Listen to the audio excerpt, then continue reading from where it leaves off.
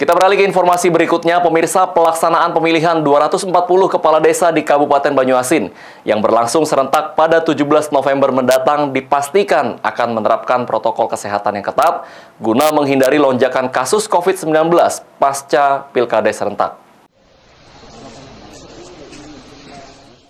Pelaksanaan pemilihan 240 kepala desa di Kabupaten Banyuasin yang berlangsung secara serentak 17 November mendatang dipastikan akan menerapkan protokol kesehatan yang ketat.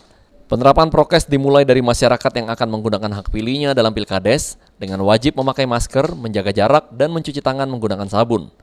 Kepala Dinas Pemberdayaan Masyarakat Desa Robi Utama menerangkan, pemerintah desa telah menganggarkan pembelian masker, sarung tangan, dan hand sanitizer untuk Pilkades. Dalam rangka menunjang Pilkades ini, kami minta untuk menganggarkan alat-alat protokol kesehatan dalam rangka melaksanakan Pilkades. Misalnya mereka harus menyiapkan masker, tidak-tidaknya sejumlah mata pilih Pilkades. Kemudian tempat cuci tangan yang harus dibuat di tempat lokasi Pilkades. Yang ketiga itu adalah hand sanitizer dan sarung tangan plastik. Jadi kita tetap menerapkan protokol kesehatan. Bahkan dalam surat edaran Menteri yang terbaru itu dibatasi satu TPS itu maksimal 500 mata pilih.